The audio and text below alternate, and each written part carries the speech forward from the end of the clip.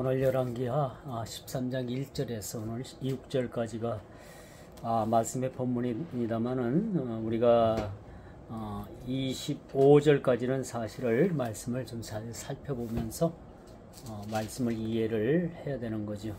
오늘 이 본문의 말씀은 그런 이야기입니다. 제2의 대물림이에요. 제2의 대물림. 한나라 왕이 바뀌었다고 해서 그 죄가 소멸되는 것도 아니고, 또 그 아들 요아스가 오늘 왕의 자리를 물려받았지만 여전히 그 집이 여로보암 자기 참 선조이자 할아버지 뻘 되지요. 그 할아버지의 죄에서 떠나지 아니하는 모습을 우리가 보게 됩니다. 자, 인생의 가장 슬픈 가운데서 우리가 따지보면은 주님을 모르고 죽는 거예요. 그쵸?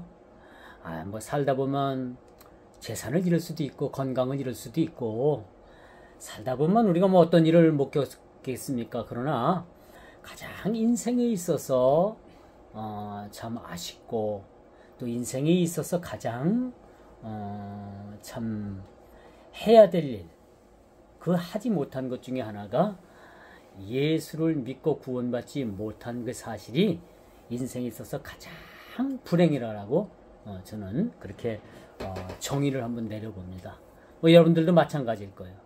어떤 사람은 뭐 버킷리스트를 정해가지고 1, 2, 3, 4, 5, 6, 7, 8, 9, 10에서 쭉 살면서, 인생을 살면서 하고 싶은 일들, 그걸 쭉 적어가지고 그렇게 이제 하나하나 그 일들을 실현하는 모습들을 보는데, 그걸 버킷리스트라고 하거든요. 영어로 버킷리스트.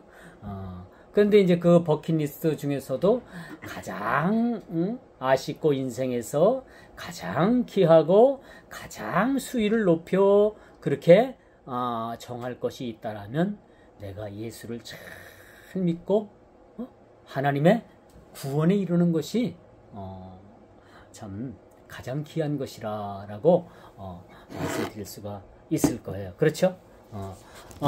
이 말씀에 여러분들이 다 동의하시죠? 그렇죠? 오늘 본문에도 보니까 여호아하스가 죽었어요. 북이스라엘 왕이 죽은 다음에 그 아들 요아스가 왕이 되었는데, 그 요아스마저도 그 자기 조상들이 행했던 그 죄악들, 그 죄의 굴레에서 벗어나지 못하는 거야. 이게 바로 죄의 대물림입니다. 죄라는 것이 참 무섭죠. 죄가 한 사람의 인생을 파괴시키는 것만큼은 분명해요. 근데 그 죄가 그 한 사람만 그렇게 파괴시키는 것뿐만 아니라 대를 물려서 그 대대손손에 이르기까지 그 죄악으로 인해서 멸망의 구렁텅이에 몰아넣는다는 거예요. 참 무섭죠? 무서운 겁니다. 이 죄는요, 그 단회적으로 끝나는 것이 아니라 계속적으로, 지속적으로 인간의 역사가 마치는 날까지 죄는 그 인간에 있어서 죄가 간용을 하게 되는 거예요. 무서운 사실입니다. 그래서 우리는 죄는, 제가 자주 말씀을 드립니다만, 죄는 그림자까지라도 끊어내야 되는 거예요. 그렇죠? 죄라는 것은 그림자까지라도 끊어내지 못하면 그 죄가 죄를 낳고 죄를 낳고 죄를 낳아서 결국은 그 죄가 잉태하여서 사망에 이르게까지 하는 그런 무서운 그러한 아주 독종이라고 말씀드릴 수가 있는 거예요. 그래서 여러분, 이제 역사는 유다를 넘어서 유다왕 요아스가 결국은 어떻게 됐어요? 종교개혁을 하다가 결국은 일부는 종교개혁에 성공을 했고 일부는 실패를 했잖아요. 그렇죠? 그런 그 시대에 공교롭게도 유다 나라에도 요아스라는 왕이 있었고, 북이스라엘에도 오늘 본문에 등장하는 요아스라는 왕이 그렇게 등장을 하게 됩니다. 그래서 오늘 이 왕의 모습을 보게 되면 자기 아버지 여호아스의 그 행위를 그대로 따라서 반복을 하는 거예요. 자기 아버지가 행했던 그 죄악을 그 아들 왕 요아스도 그대로 그것을 따라서 죄악에 그렇게 해서 그가 벗어나지 못하는 모습을 우리가 보게 되는 겁니다. 2절이에요. 여호와 보시기에 악을 행하여 이스라엘에게 범죄한 누바세 아들 여로보암의 죄를 따라가고 거기서 떠나지 아니하였으므로. 그렇죠? 이 죄가 한번 간영이 되면요, 이 죄를 찍어내기가 참 쉽지 않은 거예요. 자꾸 끄지. 그래서 여호와께서 이스라엘에게 놓아사 늘 아람 왕 하사엘의 손과 그의 아들 베네닷의 손에 넘기셨다. 그래서 하나님께서는 어떤 조치를 취하시냐, 아람 왕 하사엘을 통해서 북이스라엘을 징치하게 되는 거예요. 하나님의 방법은 일부 예배에서도 마찬가지입니다만, 하나님의 징치는 뭐냐, 하나님은 어떤 도구를 통해서 그 죄에서 깨닫도록 하게 하는데, 꼭 뭐예요? 도구로서 누굴 사용한다? 이웃을 사용하는 거예요. 여러분들이 난데없이 이웃이 여러분들을 대적을 하고요, 난데없이 여러분들이 자식이 대적을 하고, 난데없이 여러분들 친지들이 여러분들을 대적하고, 여러분의 삶에 있어서 상당한 그런 어려움을 주고 어떠한 고난을 주면은, 거기서 여러분들이 한번 여러분 자신을 생각해 봐야 되는 거예요. 왜 나 아닌 다른 이웃 사람들을 통해서 나에게 고난을 줄까?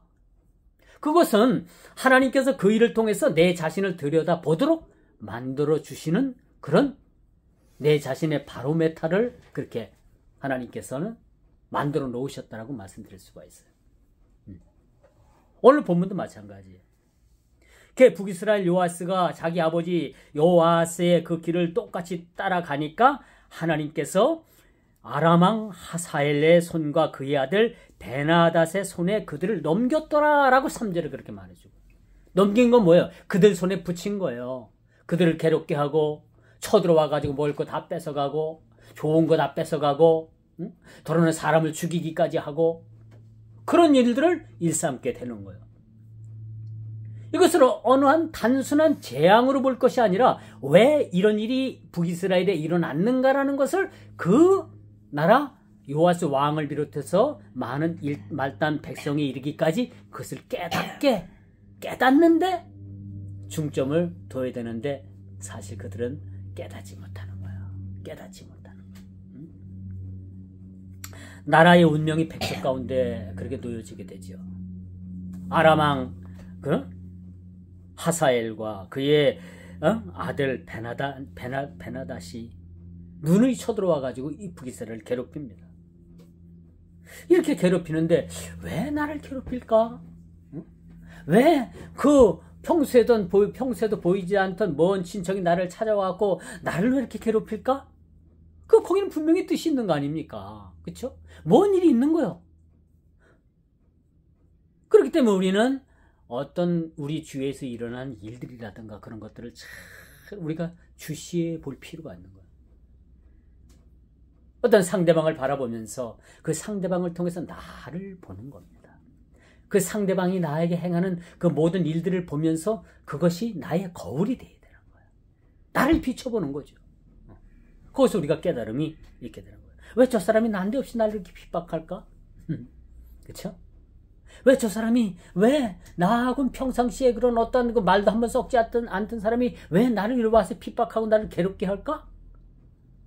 이런 것들도 우리가 한번 우연이 아니죠. 어떤 연고가 있다라는 겁니다.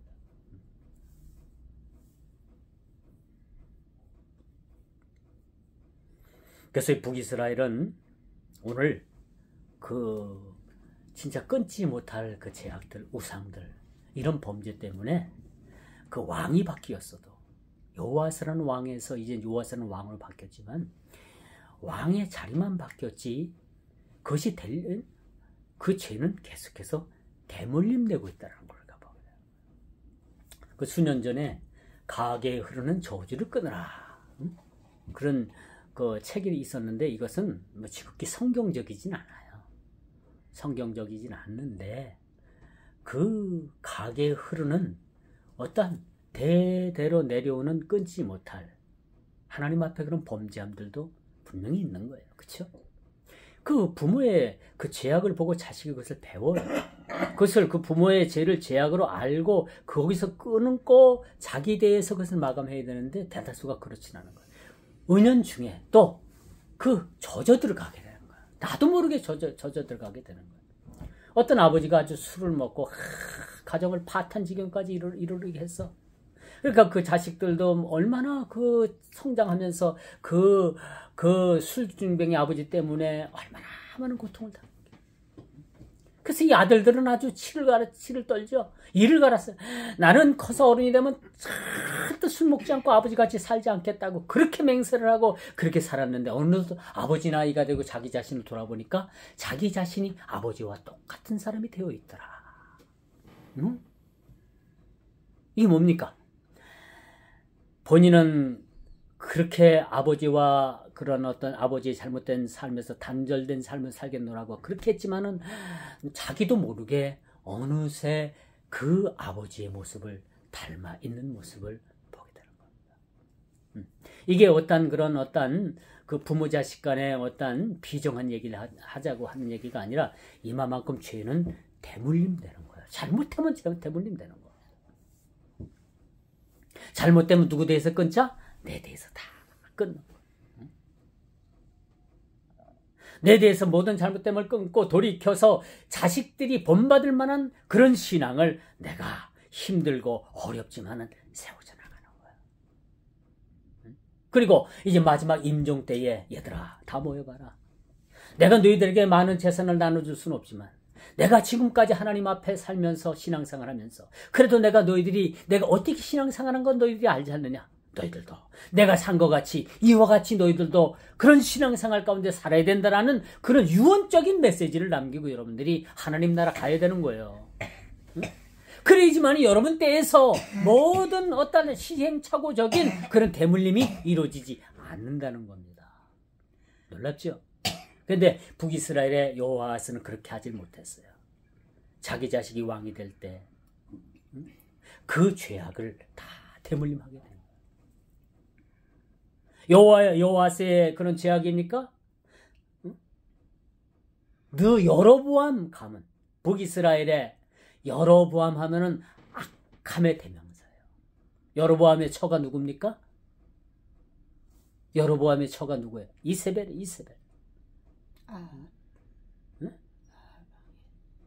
그래 아합 왕이에요. 그러니까 여로보암은 누구예요? 북이스라엘의 초대 왕이에요. 그리고 아합은 그 자식이에요. 여로보암의 죄라고 하는 것은 그 여로보암으로부터 그 자식 때 내려오는 그 죄, 그 오늘 본문에 나오는 요하스라는 왕대에 이르기까지 그 가문을 온갖 뭐가 간영을 했어요? 죄악이 간영한 거예요. 그 뿌리를 도려내지 못한 거예요. 그 쓴뿌리, 죄악의 쓴뿌리를 도려내야 되는데 도려내지 못했다는 사실.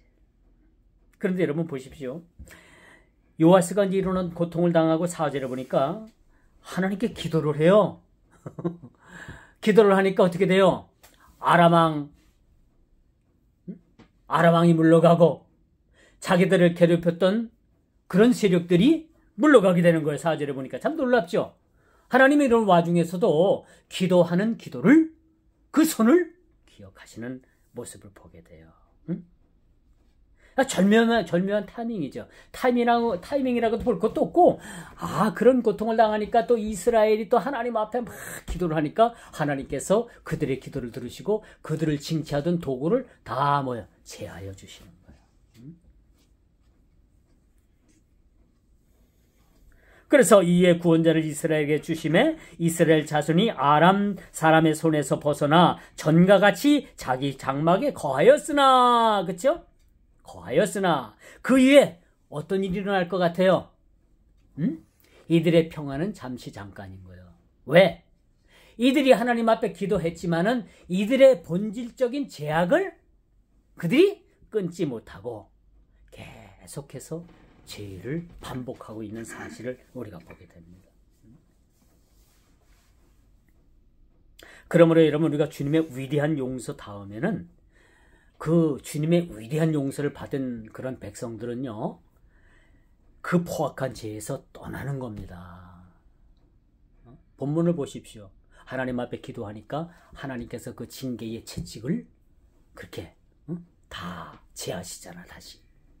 근데 이들이 진짜 본질적인 죄에서 떠나지 않으니까 하나님께서는 다시 이들을 징치의 도구로 아람 왕을 통해서 베나닷을 통해서 또 그렇게 그들을 징치하는 모습을 우리가 보게 됩니다. 이스라엘은 학대에서 벗어났지만은 여전히 그 범죄한 사실에서 떠나지 않았다라는 것이 오늘 본문이 주는 우리 말씀입니다. 이게 참 죄가 우리 삶에 들어오면요, 참 이게 뭐가 문제냐면 끊어내기가 쉽지 않은 거예요. 계속해서 미혹을 받게 돼요. 이 죄의 달콤함이 여러분, 죄의 달콤함이 눈가 사탕보다도 더 달콤하고 달아요. 응? 여러분 사탕 입안에 들어가면 그 사탕 뱉기가 쉽지 않아요. 어떻게 먹든지 다 깨물어 먹든지 뭐 녹여 먹든지 다 먹잖아요. 달콤하니까. 죄가 마찬가지인 거예요. 죄의 그 달콤함이 얼마나 이것이 단지 몰라요. 몰래 먹는 떡이 뭐야? 맛있고 단 거예요. 응? 죄는 은밀한 그런 어둠에서 그렇게 발생을 해요. 이걸 끊지 못하는 거예요. 이런 유혹과 미혹을. 그래서 여로보암의 죄에서 떠나지 않은 것, 또 찍어 버려야 될 그런 사마리아의 아세라 목상을 그들이 제거하지 않았다. 그들이 하나님께 기도해서 부르짖어 기도도 기도하고 또 아세라 목상도 섬기고 이것도 섬기고 세상도 섬기고 교회도 섬기고 이거 좋으면 이걸 가고 저거 좋으면 이 세상으로도 가고. 여러분 세상에 그런 사람들이 얼마나 많은지 몰라요. 진짜 우리가 믿음의 신앙은요, 주를 위해서 죽을 수 있는 거예요. 주를 위해서. 이제 마지막입니다. 하나님께서 오래 참으셨잖아요. 마태복음 7장 6절에 보니까 거룩한 것을 계획해 주지 말며 너희 진주를 돼지 앞에 던지지 말라. 그렇죠? 오래 참으시는 하나님. 그런 하나님 앞에 우리가 개와 돼지 같은 삶을 살아서는 안 된다. 여러분 이 거리를 막 떠돌아다니는 개만 개가 아니에요.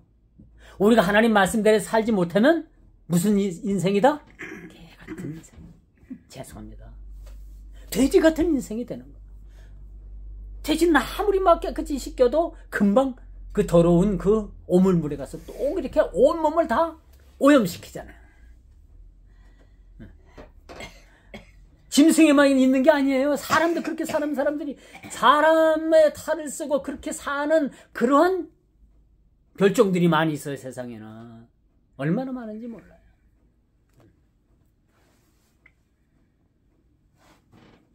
이렇게 그의 삶이 끝나고 그의 아들 요아스가 왕이 됩니다만 제가 초대도 말씀을 드렸죠. 사람이 바뀐다고 해가지고 죄가 바뀌는 건 아니에요. 사람이 바뀌고 또 모든 인격적인 삶이 바뀌어야지만 바뀌어지는 거예요. 사람만 바뀌었다고 안 해요. 우리나라가 정치가 그렇잖아요. 대통령이 바뀌면 뭐가 세상이 막 달라질 것 같은데 좀 지내놓고 보면 그놈이고 그쵸? 그래야 안 그래요? 다 똑같은 거예요. 괜히 그 정치하는 사람들 말에 놀아날 필요가 없어요. 그러니 하고 우리가 에이구 그렇지 뭐. 그게 나라 민족을 위해서 우리가 똑바로 보고 직시하고 우리가 기도해야 될 필요가 있다. 아닌 건 아니라고 할 수 있는 용기 우리에게 필요하다는 얘기죠. 이제 그의 아들 요아스가 북이스라엘을 16년간 그 사마리아라는 곳에서 다스렸지만은요, 주님께서 싫어하시는 죄악에서 떠나지 못하는 안타까운 현실을 우리가 보게 되는 거예요. 참 이만큼 죄가 한번 사람을 간영하게 되면 그만큼 죄에서 떠나기가 쉽지 않아. 우리 순간순간마다 미혹된 일, 그 죄된 일들이 얼마나 우리를 미혹을 합니까? 우리 기도하지 않으면 절대 이겨낼 수가 없는 거예요. 그렇죠? 한순간순간이라도. 자, 말씀의 결론을 맺을게요.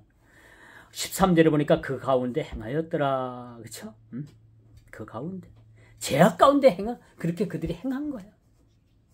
4절에 보니까 기도해가지고 하나님께서 그들을 징치의 도구로서 멀게 하고 그 고통에서 그들을 먹게 했지만 13절에 보니까 여전히 그들은 아세라 목상을 섬기고 모든 그런 우상에서 빠져나오지 못하고 그 가운데 그들이 행한 사실을 우리가 보게 되는 거죠.